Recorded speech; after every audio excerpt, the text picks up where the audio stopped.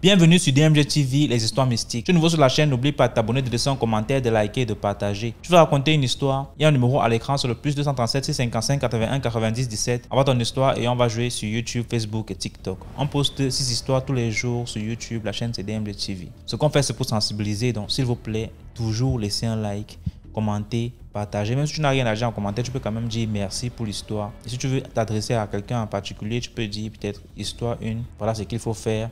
Ou alors poser ta question directement après avoir le H1 que tu vas écrire. Ou alors H2 pour dire histoire 2. Voici. Donc, laissez un commentaire, partagez comme d'habitude. On va commencer avec la première histoire. Bonjour DMG, bonjour la famille DMG. Alors moi, c'est ma première fois de raconter une histoire ici. Je vous suis depuis plus d'1 an maintenant. Alors, bon, je préfère rester anonyme. Je ne vais pas dire mon nom. Alors aujourd'hui, je vais raconter l'histoire de ma grand-mère, c'est-à-dire la première femme de mon grand-père. Alors avant qu'elle naisse, ses parents, d'abord son père était un grand féticheur, disons ça ainsi. Alors il était vraiment puissant, voilà. Donc genre dans sa maison, il avait une chambre comme ça. L'argent sortait du mur comme si c'était, je sais pas. Voilà. Donc, lui aussi, il s'est marié avec sa femme, qui est mon arrière-grand-mère. Et puis, des années passaient, voilà, il n'arrivait pas à enfanter. Alors, dans leur village, je ne sais pas si c'est dans tous les villages, il y avait des cailloux sacrés. Des cailloux sacrés, là où tu partais, tu demandes ce que tu veux. Et puis, le caillou te donne ses conditions. Et puis, si tu acceptes, voilà, tu obtiens ce que tu as demandé. Alors, ils sont allés là-bas, ils ont dit qu'ils veulent des enfants. Ou bien même si c'est un seul enfant, parce qu'ils sont mariés, ça fait longtemps, mais ils n'arrivent pas à avoir d'enfants. Alors, le caillou les a dit d'amener un poulet. Et puis, voilà quoi. Tuer le poulet et puis verser le sang du poulet sur le caillou. Et puis, la condition, c'était qu'ils allaient avoir un enfant. Mais maintenant, lorsque l'enfant va se marier, elle, lorsqu'elle aura des enfants, elle ou il, lorsque l'enfant aura des enfants, les enfants vont partir parce que les cailloux, ils vont récupérer les enfants. Voilà, donc les parents, ils ont accepté cette condition. Donc, ils ont eu ma grand-mère qui s'est mariée à mon grand-père en tant que première femme. Alors, quand elle s'est mariée, chaque fois qu'elle enfantait, elle a eu en tout 3 enfants. Voilà, qui ont été repris. Les cailloux ont repris les enfants. Donc, mon grand-père s'est marié à ma grand-mère, la mère de mon père, qui, elle, a eu un fils en tant que premier enfant. Donc, elle a donné ce fils-là à la première femme, puisque elle, ses enfants étaient tous morts. Donc, elle lui a donné cet enfant pour qu'elle puisse élever cet enfant en tant que son enfant. Voilà, donc, vraiment, le mystique existe. C'est ainsi, voilà maintenant, mais elle est décédée, paix à son âme, elle est décédée en 2021. En tout cas, elle est décédée très vieille, elle est décédée à 104 ans environ, 104 ans. Elle était très vieille, mais elle était vraiment en forme. Elle était très en forme, elle était vieille, elle partait tous les jours à la mosquée, elle ratait jamais un jour de prière. Voilà quoi. Elle faisait toutes ses activités elle-même. Et puis elle avait une très bonne mémoire. Voilà, elle reconnaissait tous ses petits-enfants, c'est-à-dire nous. Puis voilà. En tout cas, son histoire est vraiment, voilà, magnifique. Mystique aussi. Voilà. Donc, merci à vous tous. Donc, abonnez-vous, commentez, likez, partagez. Et puis à bientôt. Merci beaucoup pour l'histoire. Maintenant, on passe à la deuxième histoire. Allô, bonjour DMG TV, c'est encore votre jeune frère Léonidas. Et comme d'accoutumé, saluer tout le monde, vraiment, et sagesse d'épaule, et tous les autres, la grande sœur chérie qui aime souvent dire plus de bénédictions sur tout le monde, j'aime bien ça. l'IMG lui-même et toute autre personne, disons, qui ont bien sûr la bienveillance de faire les enrichissements vocaux et de nous donner aussi des conseils, de nous informer pour que nous soyons plus avisés. Voilà, aujourd'hui, ce message vocal que je suis en train de faire actuellement n'est pas une histoire que je vais raconter, mais seulement un conseil à donner. Étant donné que sur DMG, on n'a pas encore eu cette possibilité-là même d'envoyer le conseil directement, un peu comme un groupe WhatsApp où on peut peut-être donner le conseil à chaque fois que nous écoutons les messages de tout un chacun. Et mon conseil va comme ça à l'épisode 887 et histoire 2. Voilà. Du jeune frère camerounais qui a expliqué un peu, qui est sorti franchement de cette pauvreté agressive, qui s'est battu, qui a lutté jusqu'à retourner dans son bled et monter en plus de cela un R+3. Franchement, je m'incline, je me prosterne même pour te dire et pour te tirer le chapeau.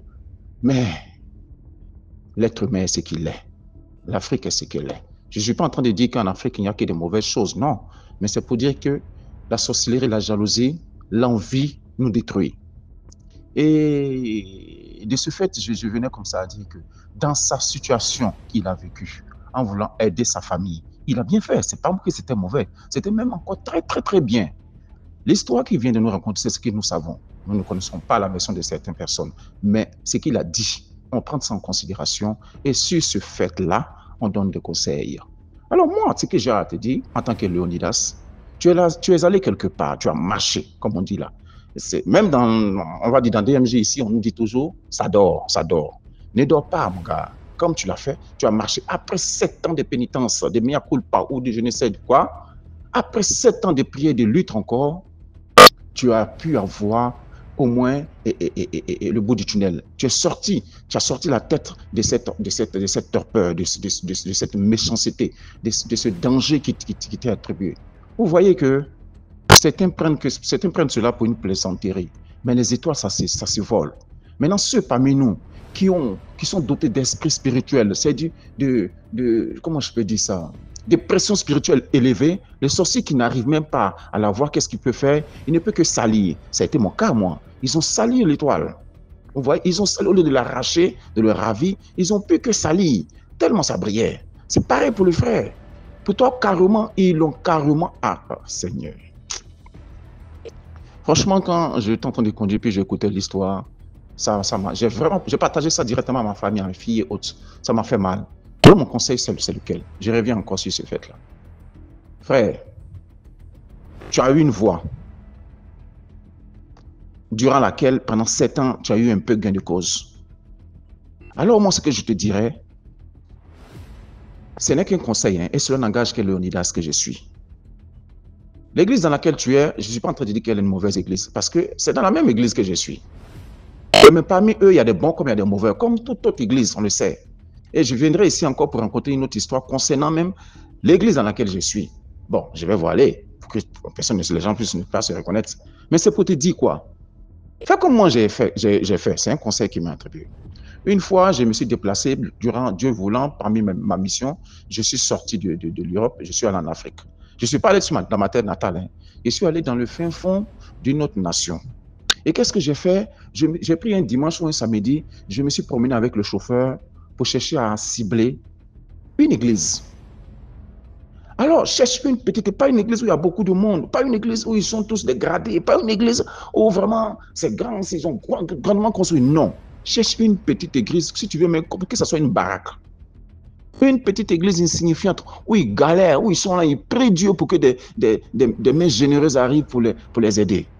Une fois que tu observeras cette église, demande à Dieu, parce que, comme je l'ai dit, nous, êtres humains, tout un chacun de nous est doté d'une petite flamme spirituelle. Alors si tu interroges ton esprit, qui à lui interrogera ton esprit, l'esprit du prophète est soumis au prophète, c'est écrit. Alors si tu demandes à ton esprit, quelle est cette église-là? Elle te révélera. Maintenant, dans la chair, essaie de localiser une petite église insignifiante. Vas-y un dimanche. Écoute ce qu'ils disent, comment ils prêchent. Et ensuite, essaie de côtoyer un visionnaire qui s'y trouve. Et fais-toi faire une vision. La bonne vision, frère, c'est celle qui te parlera du passé. qui te parlera de ton présent et ensuite qui te révélera ton futur. Si tu tombes sur un visionnaire qui te donne ce type de révélation, alors je peux te dire que le Seigneur y est. Ça n'engage que moi, Léonidas. Mon conseil est le suivant. C'est vrai que tu galères. Ouais, on est tous passés par là. C'est vrai que tu galères. Peut-être même tu galères plus que nous autres. Mais prends sur toi. Au passage, je salue déjà ta femme. Mais prends sur toi. Descends au bled. Ni vu, ni connu. Ce que la main droite fait, la main gauche ne doit pas savoir. Localise une petite église, congrégation religieuse. Prie et vas-y. Analyse, observe, analyse et lance-toi. Et ensuite, laisse Dieu faire ton miracle. Au moins pendant 3 mois. Je t'assure que le retour à l'envoyeur, ces gars-là, ils savent s'y faire. Eh oui, le retour à l'envoyeur, ces gars-là, ils savent s'y faire. Demande à ce visionnaire de te faire la pierre Saint-Michel. De prier pour toi à la pierre Saint-Michel. Demande-lui ça. Et tu verras. Tu sais, dans la suite de cet épisode 887, Sagesse de Paul a utilisé un proverbe en disant « Enfant des serpents, c'est serpent ». Donc, c'est vrai que c'est ton frère. Mais je tiens à te rappeler que David, il a dit à Salomon, garde le siège royal comme s'il est détenu de ta vie. Tiens-le jalousement. Alors, mon frère, quand on en a affaire, ce n'est pas la diplomatie. Les parents, les frères, les sœurs, la mère, tu as confiance, ok, mais ça ne te donne pas le privilège d'avoir une confiance aveugle. Aie peur, car la peur est créatrice. Donc franchement, moi, Léonidas, c'est ce que je proposerais comme conseil. Mais bien avant d'y arriver, si tu ne peux pas, utilise ton urine. Il y a tellement de trucs, mon gars.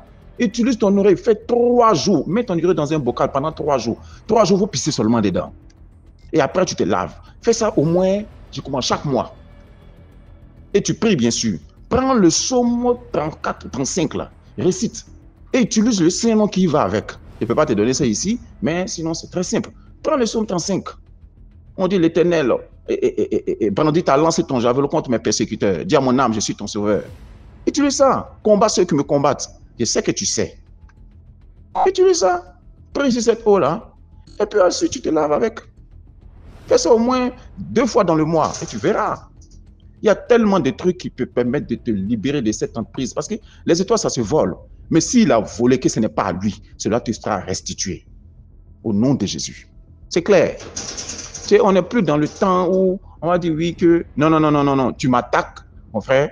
On dit toute action entraîne une réaction. Même la science même le démontre. Tu touches l'interrupteur pour avoir de l'électricité, c'est l'action que tu commets. La réaction, c'est la lumière. Si ça ne vient pas, il y a un problème. Tu commences à contrôler les câbles ou tu vas au générateur pour voir. C'est ça. Donc, toute action entraîne une réaction. Ils t'ont attaqué. Ils ont essayé ils t'ont appauvri. Ce que Dieu t'a donné. Nul n'était avec toi hein, quand tu es passé au Maroc, tu es passé, je sais où. Quand tu es sorti de cette torpeur-là. Voilà pourquoi, quelque part, on nous dit que la sorcellerie africaine est détruite. C'est quoi la sorcellerie? C'est quoi le génie? Le blanc appelle ça ici être génie. Mais nous, voilà ce qu'on fait avec. Quelqu'un qui est sorti de la torpeur pour vous enlever de là, c'est mauvais.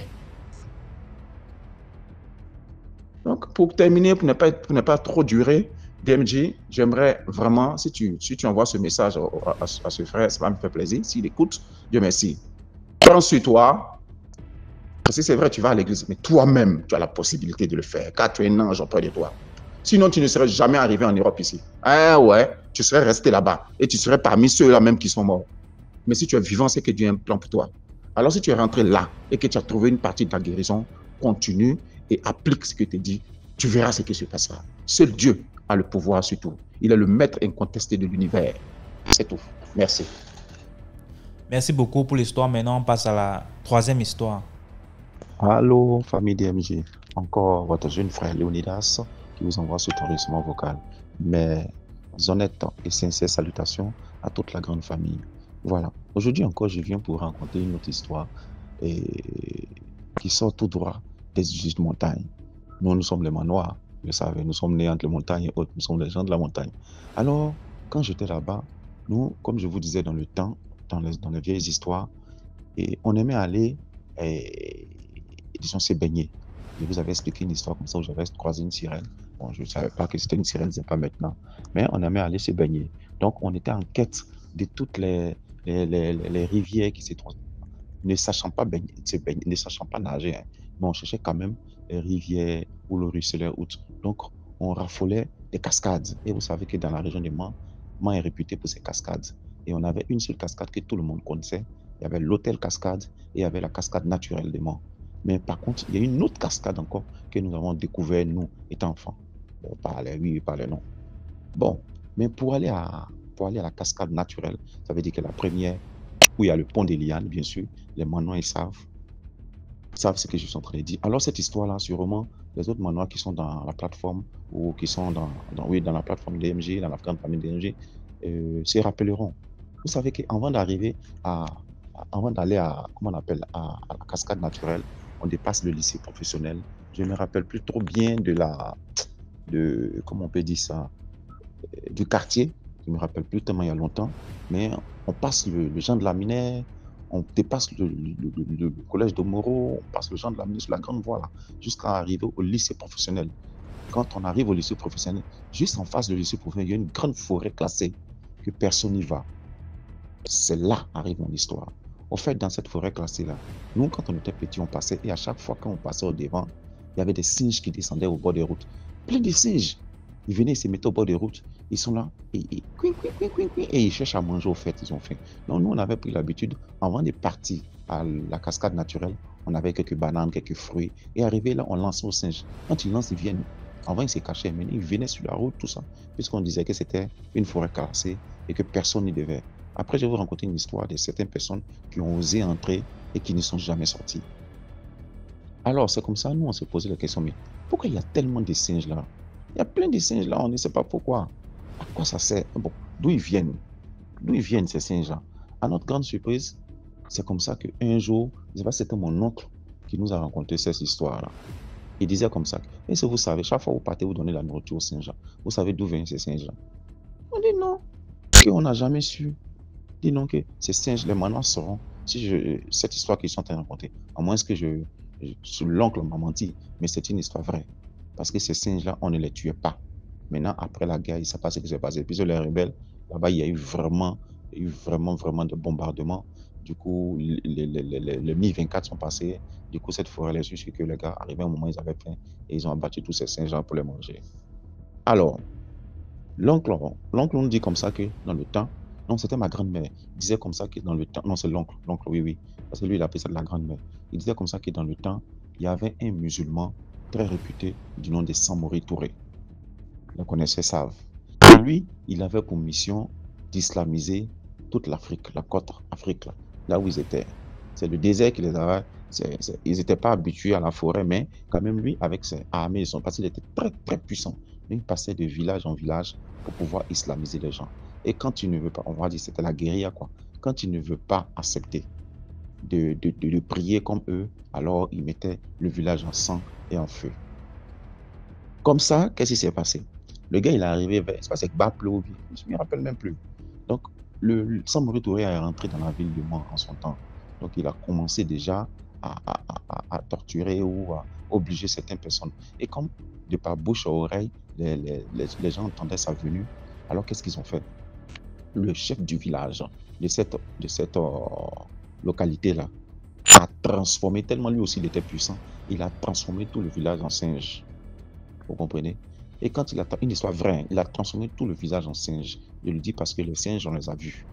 Alors, et quand Samori Touré est entré dans le village, parce que ce n'était pas une forêt, c'était un village, vous connaissez le village africain. Quand il est entré dans le village, il a demandé à sa grande surprise, il ne voit personne. Il ne voit que des singes qui sont assis. Bon, vous savez, quelqu'un comme lui, c'est quelqu'un aussi qui est assis dans la spiritualité, ça c'est clair. Donc, il essaie de saisir le plus autochtone, le chef du village. Le vieux arrive et les gars des Samori l'emmènent, le fait comprendre, mais dis-moi, où est passé le village? Il dit non, que le village, ils sont pas là. Que de toute la façon, moi, je suis seul ici, j'ai vu avec les singes. Il dit, ah bon, tu vis avec les singes? Il dit, oui. Il dit, c'est toujours comme ça, j'ai vécu dans mon village. Mais si tu vis avec les singes, on aurait au moins pu voir une seule case où tu vas dormir, toi. Mais on voit des cases, des dizaines de cases ou bien je sais pas quoi. Mais devant chaque case, il y a des singes qui sont là. Des petits, des grands, des gros, des minces, des femelles, des mâles. Donc vraiment, ça me retourné. Comme c'est quelqu'un qui avait les yeux, je dis, ok, comme c'est ainsi, qu'est-ce qu'il fait? Il élimine le vieux. Or, le vieux, lui, son médicament, c'était quoi? Il avait le pouvoir de transformer les autres, mais il ne pouvait pas s'auto-transformer lui-même. Parce qu'il fallait qu'il reste humain pour pouvoir retransformer, pour leur redonner la nature non humaine.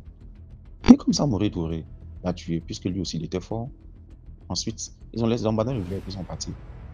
Qui allait alors refaire l'incantation dans le sens inverse pour que le village revienne comme il était? Les gars sont restés simple-rangés. Tous, sans exception. À part le vieux qui est mort. Et ce qui fait que, selon les dires, quand tu vas au fin fond de la forêt classée, tu vois les cases. Bon, maintenant, avec le temps, ça s'est détérioré. Mais les cases sont restées intègres comme si des personnes arrivaient. Donc, seuls les initiés pouvaient y entrer. Mais ce n'était pas donné à tout le monde d'y entrer. Si tu rentres, tu perds. Je vais vous raconter la prochaine histoire de quelqu'un m'a raconté encore mon oncle, de quelqu'un qui a été têtu, parce que c'est lui là qui est venu raconter, qui a été têtu, qui est entré et il a vu ce qu'il ne devait pas voir. Donc, merci. Merci beaucoup pour l'histoire. Maintenant, on passe à la 4e histoire. Bonjour DMG, bonjour la famille DMG, j'espère que vous allez bien. Moi, ça va. L'histoire que je vais vous raconter aujourd'hui s'intitule Le chauffeur sorcier. Mon mari, c'est quelqu'un qui n'écoute pas trop. Donc, nous étions à la recherche d'un chauffeur pour nous permettre de poser des enfants à l'école et en même temps de vaquer à nos occupations sans avoir de contraintes, étant donné que nous n'avons qu'une seule voiture et que avec cette seule voiture, on a beaucoup de déplacements à faire, notamment moi aller au bureau, mon mari aussi, les enfants à l'école, il faut aller les chercher. Vous voyez quoi, la contrainte du quotidien. Donc, nous étions à la recherche d'un chauffeur. Mon mari rencontre quelqu'un à l'école des enfants qui cherche du boulot. Vous savez, il y a toujours des gens qui viennent chercher du travail, patron. Moi, je fais de la conduite. Si vous avez besoin d'un chauffeur, nanani, nanana. Donc, c'est comme ça que mon mari rencontre cette personne-là.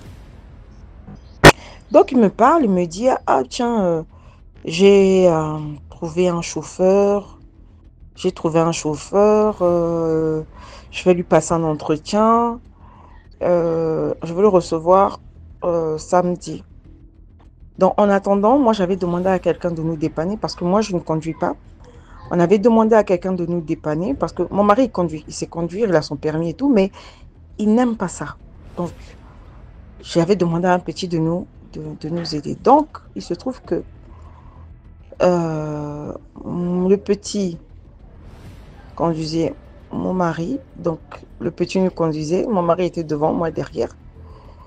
Et il y a le siège auto, en fait, comment on appelle, de l'enfant. Donc, moi, j'étais derrière avec le siège auto.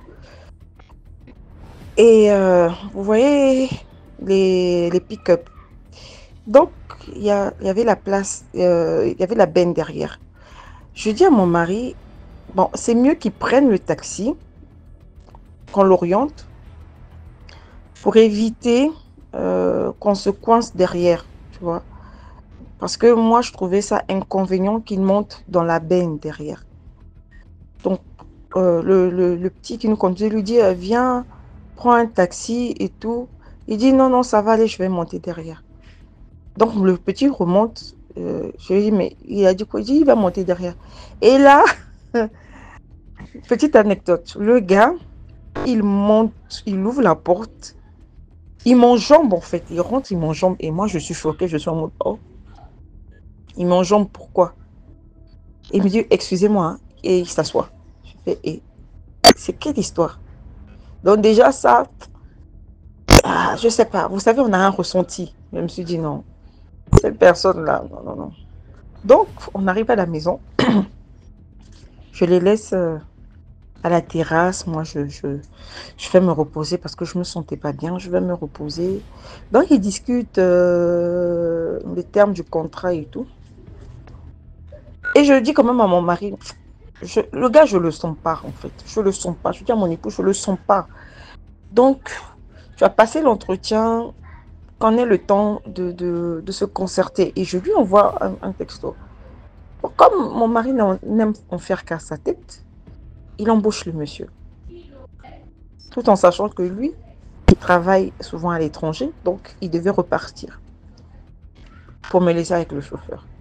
Donc, il revient dans la chambre, le monsieur est parti, il me dit finalement je l'ai embauché, il va commencer lundi. Je dis mais il ne peut pas commencer lundi tout en sachant que toi tu pars lundi soir. Il me dit non, ça va aller, j'ai négocié les termes du contrat.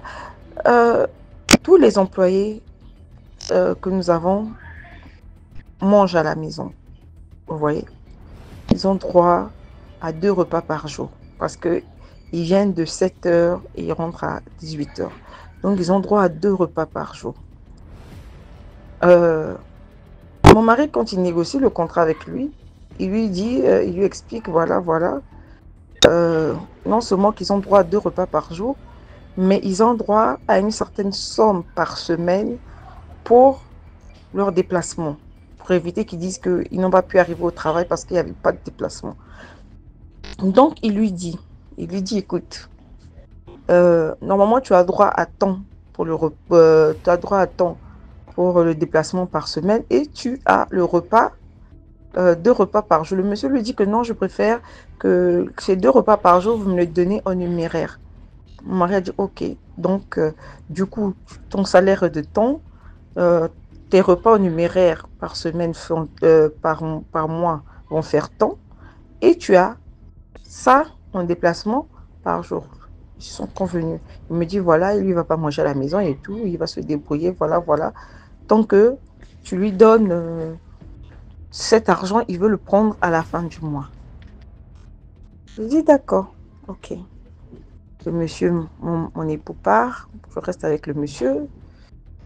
Vous voyez, c'est le genre, il est gonflé, le monsieur était gonflé. Quand je dis gonflé, c'est imbu de sa personne en fait. Tu lui parles, il est guindé, moi je fais pas ça. Même quand tu as besoin d'aide, il te dit moi je fais pas ça. Moi je suis juste le chauffeur. Je peux pas, même si tu portes quelque chose de lourd, il peut pas t'aider. J'étais là, ok. Les premiers jours, je monte, alors que c'est pas lui de me fermer la portière. Je monte dans la voiture, le temps que je puisse, parce que je m'apprête à aller au boulot, le temps que je m'asseye, le gars me claque la portière au doigt. Voilà ma main droite. Vous voyez, quand on vous claque la portière à la main, je hurle de douleur. Hurle de douleur. Il est en mode, ah, excusez-moi. J'ai fait, mince, j'ai vu rouge. Je suis entrée dans la maison. Tellement que j'avais mal. Je suis allée mettre la main dans l'eau. J'ai pris l'huile d'onction, j'ai prié, j'avais mal. J'ai dit non, Seigneur, moi je ne vais pas aller à l'hôpital. J'ai pris une bande, j'ai attaché la main, j'ai immobilisé la main. Je suis quand même allée au bureau. Donc finalement, je vais au bureau, j'explique, mes collègues me voient avec la main et tout, mais qu'est-ce qui se passe? Je leur explique, ils me disent, ah non, c'est pas bien, il ne faut pas le garder, je me dis, ben non, il n'a pas fait exprès. Moi, je me dis, il n'a pas fait exprès, on ne va pas licencier quelqu'un parce qu'il t'a coincé la main. Mais j'en parle quand même à mon mari, parce qu'avec mon mari, on se parlait tous les jours. Je lui dis, ah voilà ce qui se passe, mon mari est énervé. Je dis, non, c'est pas grave, l'erreur est humaine, ça arrive. Et donc, le monsieur continue à travailler. Arrive la fin du mois. Arrive la fin du mois. Donc, mon mari me dit, voilà, son salaire c'est de temps, machin, tu le payes. Donc, je vais le payer. On va l'appeler comment? On va l'appeler Mambo. Donc, je vais payer Mambo. Mambo dit, non, je suis désolée. l'argent ne correspond pas. Je dis, comment ça, l'argent ne correspond pas? Tu t'es entendu avec mon mari pour ce montant? Il dit non. Parce que vous devez me payer mes dimanches. Je dis les dimanches, mais tu ne travailles pas les dimanches. Parce que tu es payé par jour en fait. Tu es payé par jour, ton repas et le déplacement par semaine. Mais comme tu as décidé qu'on puisse te donner l'argent de tes repas à la fin du mois, voici ton salaire. Il dit non. Étant donné que je ne travaille pas les dimanches doivent être compris, vous devez me payer mes dimanches. J'ai dit, mais les dimanches, tu ne travailles pas, pourquoi on va te les payer? Il dit, non, c'est comme ça. J'ai dit, mais attends, moi, je suis fonctionnaire à la fonction publique, on ne me paye pas les dimanches. Les dimanches, on ne travaille pas, c'est le repos. Donc, j'appelle mon mari, je dis, hey, dis à ta personne là. Et donc, mon mari lui explique, mais il se passe quoi et tout. Il dit, non, mais le mois à 30 jours, donc si j'ai travaillé 31 jours, si le mois à 31 jours, vous devez me payer les 31 jours. Mon mari lui explique, mais les dimanches, tu ne travailles pas. Dans un mois, il y a 4 dimanches, on ne va pas te payer 4 dimanches à ne rien faire pendant que tu restes à la maison. Donc finalement, il essaie de comprendre. Il appelle mon mari, lui dit d'augmenter son salaire. Mon mari lui dit non, un contrat, c'est un contrat. Il dit oui, bon, augmentez-moi au moins de 10 000 francs. Donc mon mari dit, ah ben il a demandé une augmentation de 10 000, tu en penses quoi? Je me dis, bon, un contrat, c'est un contrat. Mais maintenant, s'il dit qu'il a des difficultés, que tu veux lui ajouter 10 000 dans son salaire, parce qu'il était bien payé, hein. C'était pas... Il avait plus que le SMIC. Vous voyez? Donc, on lui ajoute les 10 000 francs. C'est-à-dire que le fait même de lui avoir accordé les 10 000 francs, on a connu une sécheresse là dans la maison. Sécheresse financière. L'argent ne passait plus. Tu as beau grouiller, tu as beau faire. Et moi, je vendais des produits, des vêtements, des chaussures que je commandais à l'étranger. Les gens passaient les commandes. Les gens passaient les commandes. Ils avaient payé des acomptes pour venir récupérer la marchandise. J'ai vu le feu. J'ai vu le feu. Les gens ne venaient pas récupérer. Je me suis retrouvée avec la marchandise dans les mains. Le deuxième mois, pareil. Que non, malgré les 10 000 qu'on avait rajoutés, il dit que son salaire, c'est pas ça. Il faut encore augmenter. Je dis, mais quoi? Tous les mois, on va t'augmenter. Et donc, un soir, je prie, je fais ma prière, je dors. Je rêve de lui en train de balayer ma maison. En Marcel, en débardeur et caleçon, en train de balayer le salon. Et je sors, donc j'arrive dans le salon, je dis, mais tu fais quoi là? Il me dit, je balaye. J'ai dit, mais tu balayes quoi? J'ai dit, depuis quand toi tu entres, parce que les chauffeurs n'entrent pas dans la maison, j'ai dit, depuis quand toi tu entres dans la maison pour balayer? Il me dit, non, je dis, non, c'est pas à toi de faire ça, la ménagère. Donc je le chasse. Dans le rêve, je le chasse. Je me réveille, je prie. Je dis, c'est quoi ça? Je me rendors, je fais le même rêve. Cette fois-ci, toujours habillé tel qu'il était, il est allé se coucher dans mon lit. Je dis, mais tu fais quoi? Il me dit, non, j'attends le patron. Je dis, mais tu vas pas attendre le patron dans mon lit. Tu dois sortir. Donc, au moment où je lui dis, tu sors de ma chambre. Il glisse, je ne sais pas comment vous voyez les poissons silures. Il glisse comme un poisson silure, il veut passer sous mes jambes. Et là, je l'attrape. Je le secoue, je lui donne quelques gifles. Je lui dis, tu sors de chez moi, je ne veux plus te voir. Et je me réveille encore, je prie, je me rendors. Et là, quand je me rendors, le troisième rêve que je fais, on m'emmène quelque part. C'est un quartier que je ne reconnais pas. Il y a des marécages, il y a de la boue. Et quand j'arrive, je vois qu'il y a une réunion. Et on me dit, oui, merci de vous être déplacé. On vous a convoqué. J'ai dit, vous m'avez convoqué. Vous êtes qui déjà?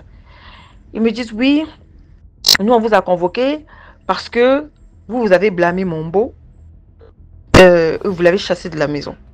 J'ai dit, bah, j'ai blâmé Mombo, je l'ai chassé. Et donc je dis, mais déjà Mombo, il ne vit pas chez moi. C'est mon chauffeur. Et s'il commet une faute, c'est normal que je l'engueule. Et donc à la réunion, je dis, vous trouvez que c'est normal que mon chauffeur vienne balayer ma maison alors que il n'entre pas dans la maison, c'est le travail à la ménagère. Et donc on se met à discuter et je dis à cette réunion déjà, vous n'avez aucun droit. Parce que ce soit Dans la vraie vie, que ce soit ici, je reste son supérieur. Je suis son chef et si il a commis une faute, je dois le reprendre et vous n'avez pas à me convoquer. Et là, il dit, ah oui, oui, c'est vrai. Il commence à parler à mon beau. Non, mais elle a raison. Parce que là, tu as tort. Tu ne peux pas aller essayer. Ils disent, tu ne peux pas aller essayer quelqu'un qui n'est pas de ta famille ou de ton clan. Et je leur dis que ce soit la première et la dernière fois que vous me convoquez. Et là, je me réveille.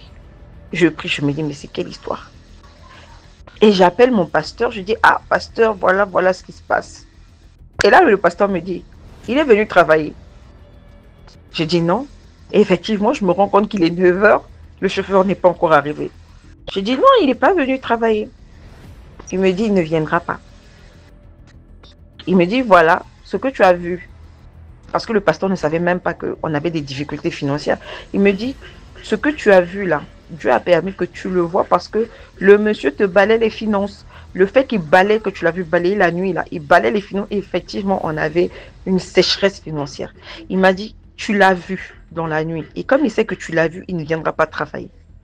J'ai dit, ah, on ne sait jamais. Il était censé arriver à 7 h. Quand j'en parle au pasteur, il est 9 h. Il n'est pas arrivé. Il m'appelle à 11 h pour dire qu'il ne va pas venir. Il a eu un problème familial. J'ai dit, d'accord. Le lendemain, il vient, il se présente au bureau, il se présente au travail. Donc, il se présente à la maison pour me conduire. Et là, il n'arrive pas à me regarder dans les yeux. Il m'évite, même pour me dire bonjour, c'était compliqué. Je lui ai dit, mais qu'est-ce qu'il y a? Tu as un problème? Ah non, en fait, c'est juste que j'ai eu une situation compliquée à la maison et tout. J'ai dit, d'accord. Pour me conduire, c'était compliqué. Il a exigé à quitter plus tôt. J'ai dit, d'accord, c'est pas grave, je le laisse.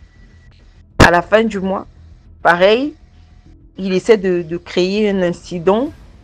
Mon mari qui dit, non, mais j'en ai marre. Tous les mois, tu ne peux pas demander à ce qu'on t'augmente. Il faut, parce que quand le pasteur me dit, il faut le chasser, je dis, mais je vais le chasser sur quelle preuve physique?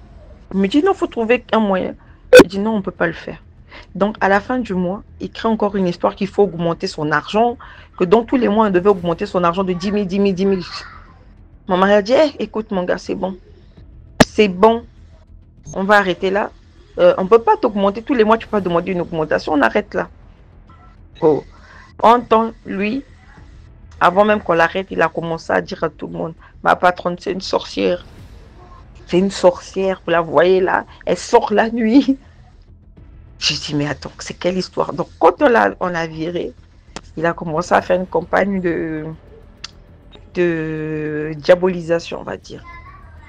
Mais en temps, j'ai oublié, c'est que la même nuit, quand moi je rêve de lui, ma ménagère aussi rêve de lui, que quand je l'ai chassé, ma ménagère rêve de lui qu'il essayait d'entrer dans la maison par effraction. Donc elle a attrapé en disant, mais qu'est-ce que tu veux faire? Il dit, non, toi ne t'en mêles pas. Il dit, toi ne t'en mêles pas. Toi aussi tu es une employée comme moi. Donc ils se mettent à se bagarrer. Et dans le rêve de ma ménagère, c'est le voisin qui vient, le voisin qui est policier, qui vient nous aider à le jeter dehors. Vous savez que le voisin policier là, tout le temps qu'il travaillait avant qu'il puisse partir, il ne lui adressait plus la parole. Avec ma ménagère, le jour où il est arrivé le lendemain, il a traité de tous les noms, de sorcière, de quoi elle se mêle. Et donc, c'était parti dans tous les sens. Au final, le monsieur est parti. On n'a plus jamais eu de ses nouvelles. On n'avait que des retours qui partaient dire à tout le monde que, voilà, moi j'avais essayé de le nuire, je l'avais bloqué spirituellement. Il a dit tellement de choses.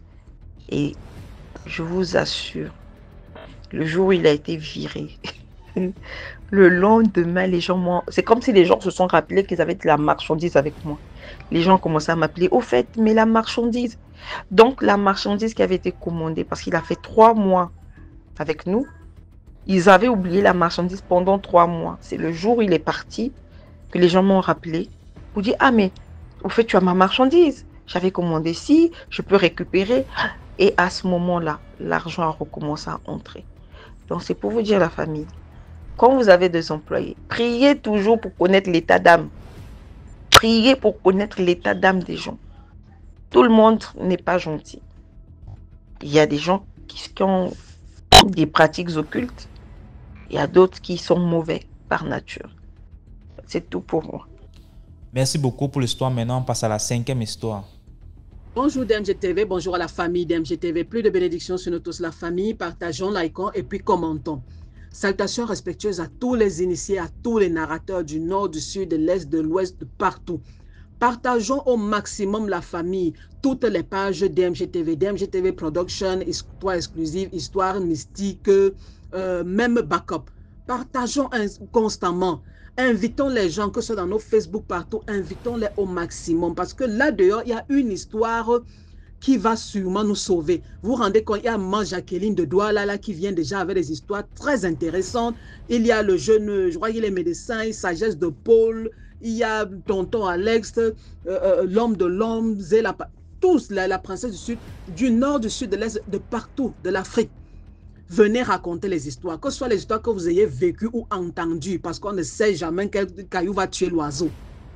Il y a quelqu'un là peut-être qui est en train de vivre une situation là, et une histoire racontée par vous pourra le sauver, s'il vous plaît. Donc, je vais commencer mon histoire. Je vérifie le volume de mon téléphone. J'ai déconnecté les écouteurs. Je vais ouvrir mon gosier, comme le dit Manbassa.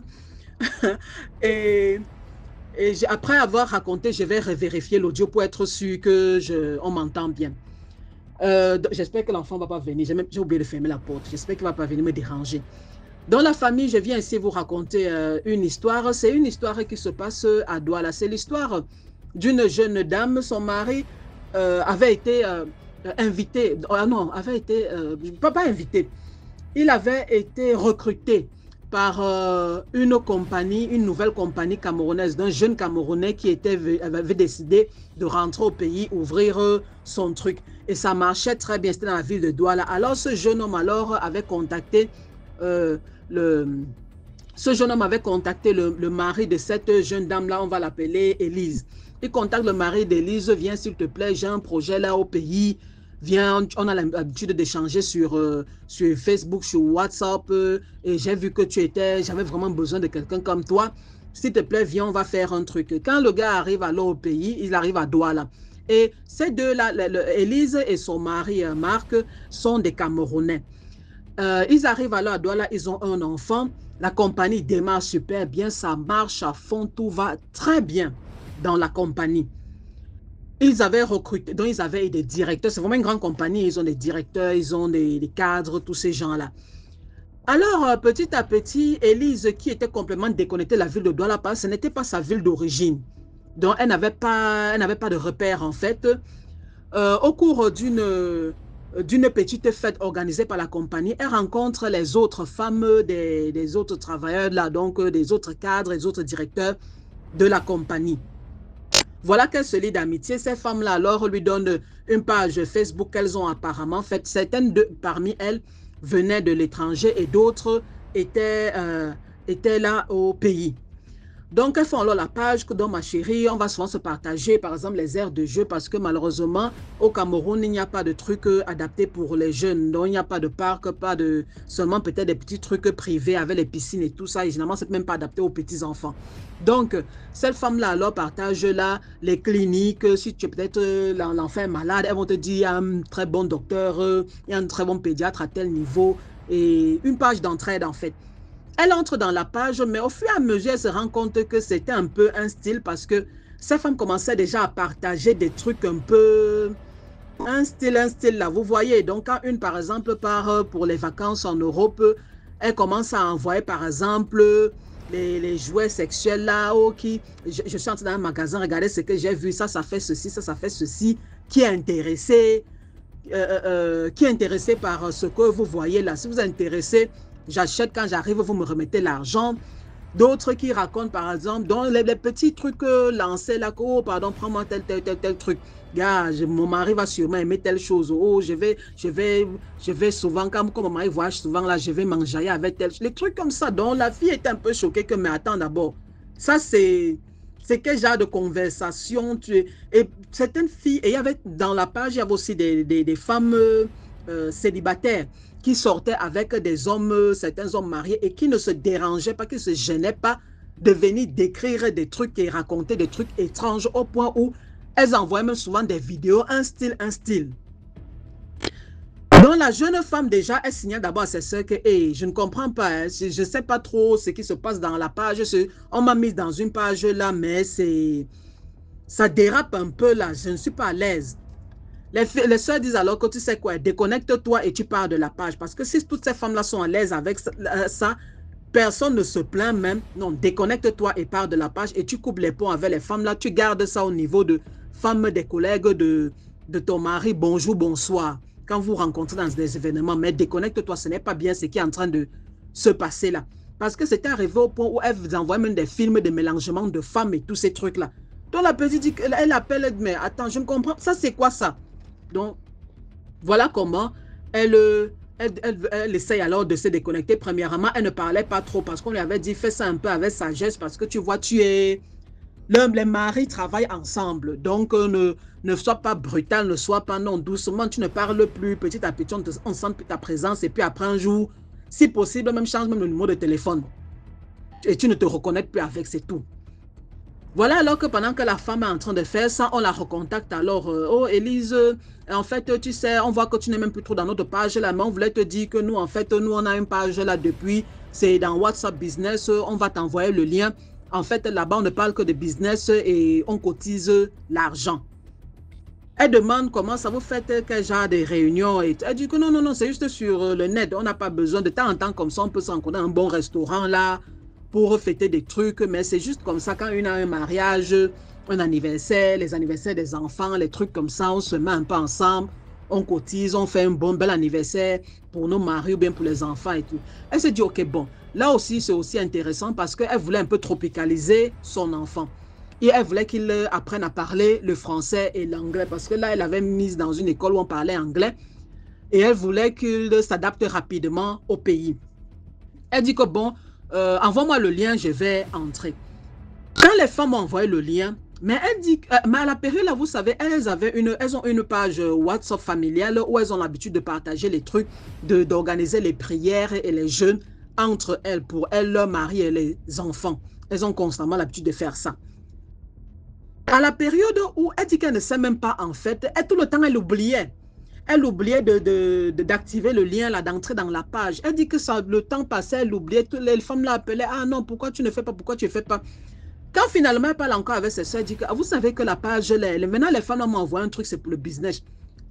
Ça m'intéresse quand même parce qu'il y a une, par exemple, elle vend les trucs pour les enfants et tout ça. Je prends la majorité des trucs pour mon enfant là-bas. Il y a une autre qui fait tel business. Il y a une autre qui fait ceci. Si j'aimerais bien aussi faire un petit business ici au Cameroun. Donc, grâce à elle aussi, je peux un peu savoir comment les trucs se passent ici.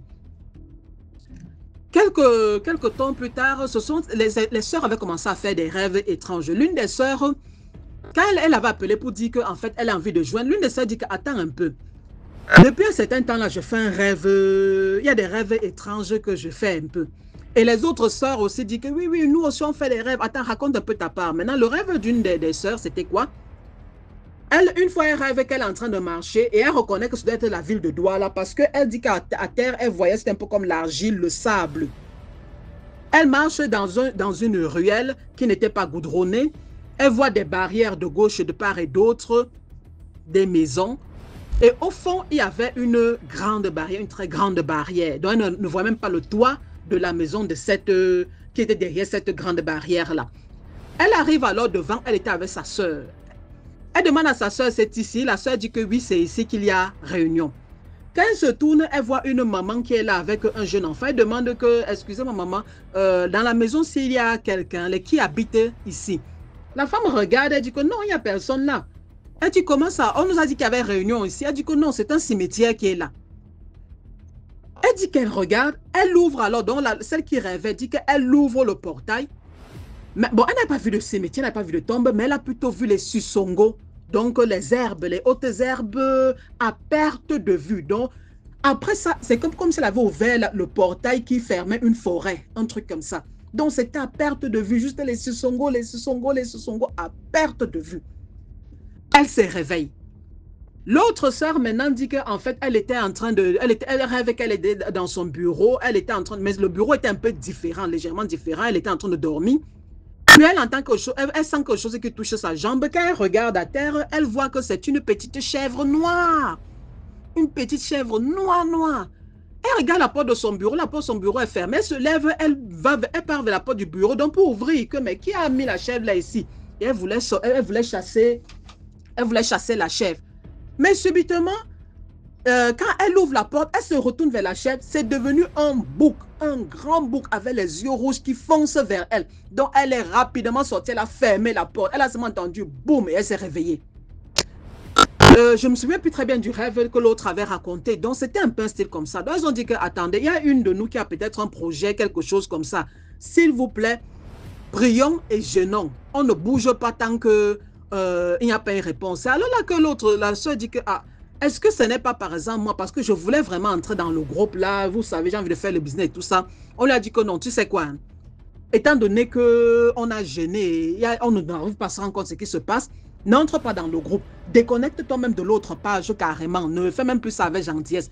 Dis juste que bon, les femmes, je suis vraiment très occupée, je n'arrive pas à suivre et tout ça, désolé. Même peut-être pour alimenter la page avec les commentaires, je n'arrive pas, je suis désolé, je vais me déconnecter. Et je ne suis même plus intéressée par le truc, le business. Tu te déconnectes et tu pars. Et c'est ce qu'elle a fait. Elle dit qu'après avoir fait ça, merde, c'était comme si elle avait, à la limite, volé le mari de quelqu'un. Toutes les femmes là se sont d'une façon étrange mises contre elle. Quand elles allaient même, parce que c'était à la fin de l'année, hein. La compagnie organise un truc, elle arrive là, elle dit que c'était dans un beau jardin, elle arrive, elle salue les femmes elles avaient déjà pris leur table, les femmes des cadres là et tout ça.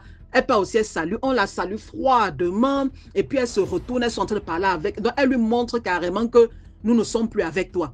Elle part vers son mari, elle dit que je ne comprends pas les femmes, si depuis un certain temps même quand je pars au magasin chez l'autre, quand j'arrivais, c'était régime VIP, elle m'amenait, elle me montrait un peu les choses, elle me montrait les trucs à prendre et tout ça. Maintenant, elle ne veut même plus, c'est comme si elle ne veut même plus que je vienne dans son magasin.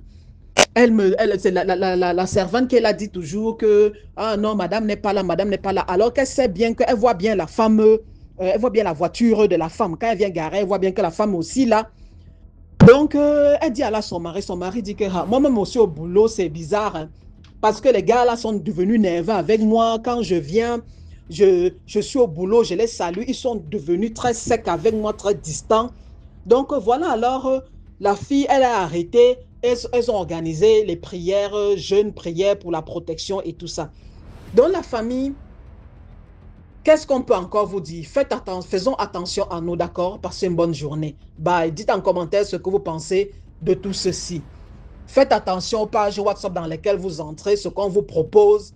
Et surtout quand, je ne sais pas si je vais dire que essayez de ne pas trop être amis avec les femmes des collègues de vos maris. Je ne sais pas trop ça. Chacun de décider. Passez une bonne journée. Bye.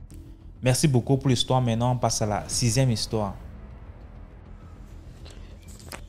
Salut DMG, salut à toute la communauté. Je pense que vous allez bien. Excusez un peu, ma voix elle est un peu grave parce que je suis grippée il y a 2 jours déjà.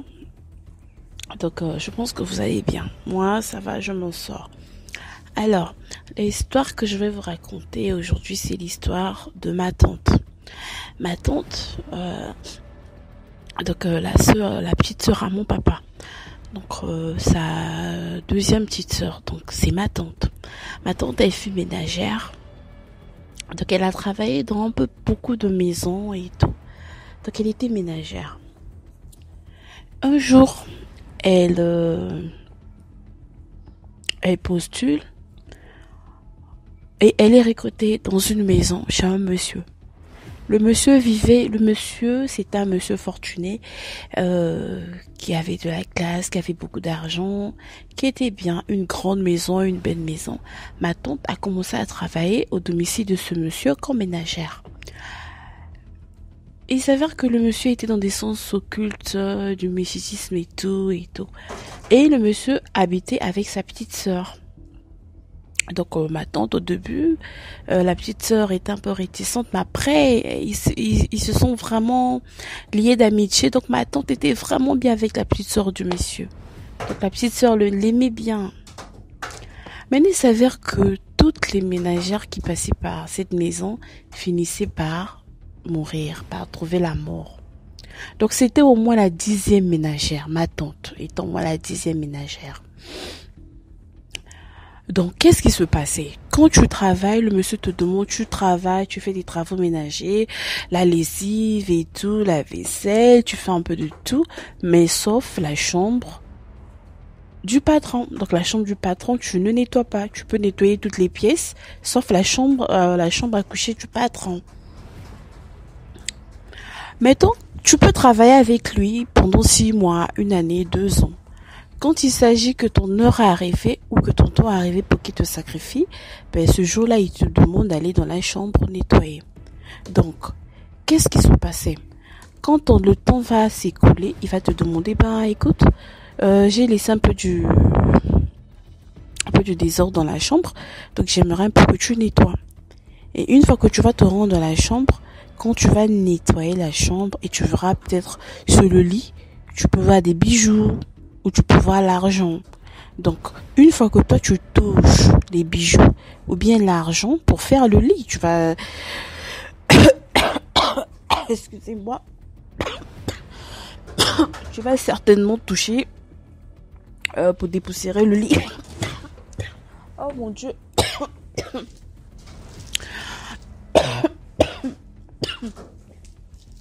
Pour dépoussiérer le lit et puis enlever ce qui se trouve et refaire le lit. Et dès que tu touches, tu es prise au piège. Et quand tu rentres chez toi, c'est la fin pour toi, où tu vas faire un malaise, où tu vas tomber malade, quelques temps après tu décèdes, et c'est comme ça, c'est parti comme ça.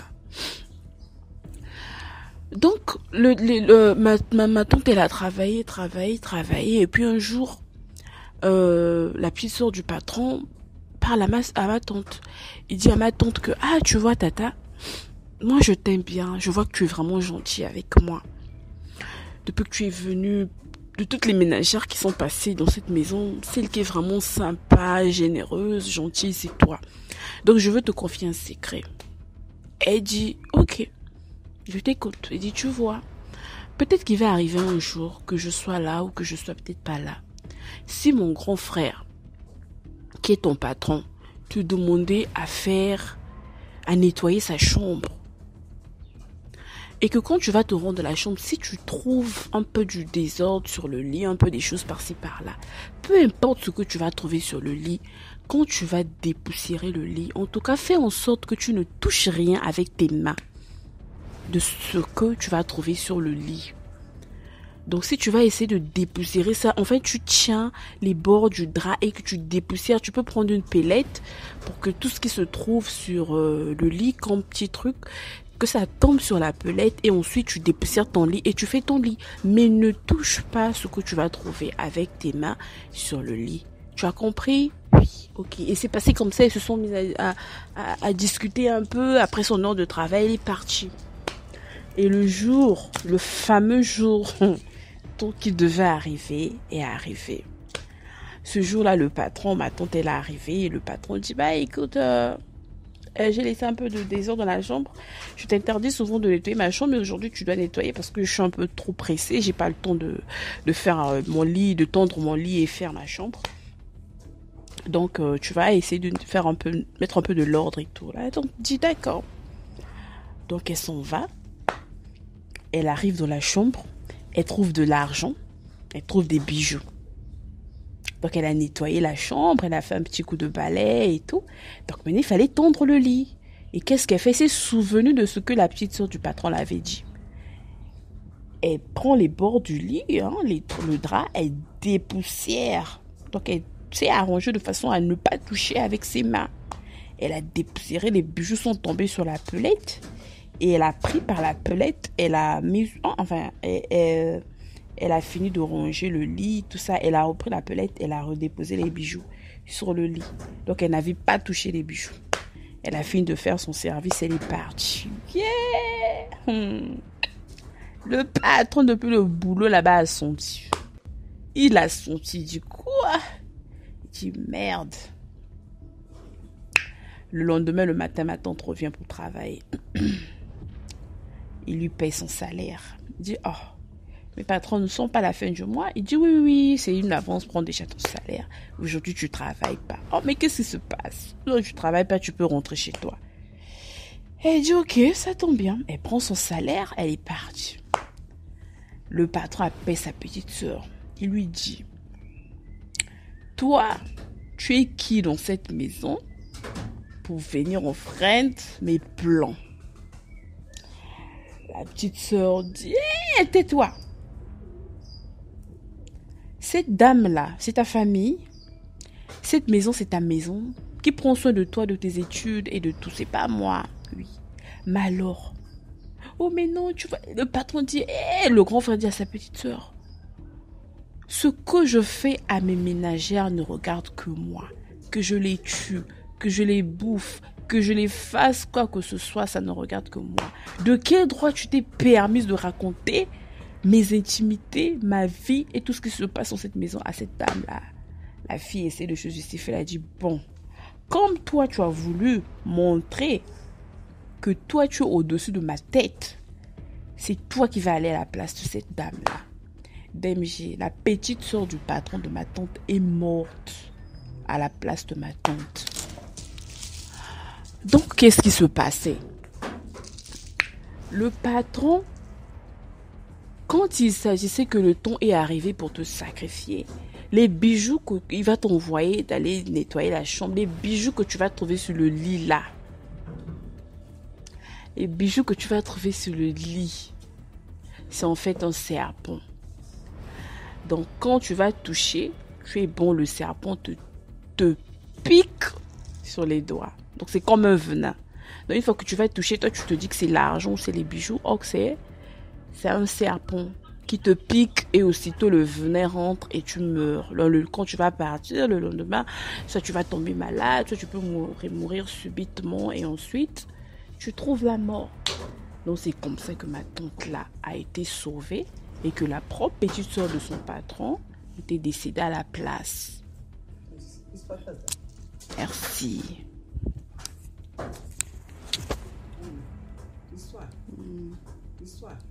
Merci beaucoup pour l'histoire. Voilà, c'était tout pour aujourd'hui. J'espère que tu as aimé la vidéo d'aujourd'hui. Sinon, laisse un commentaire, like, partage. Si tu n'es pas encore abonné, abonne-toi. On se prend demain 12h pour une nouvelle vidéo. Ciao.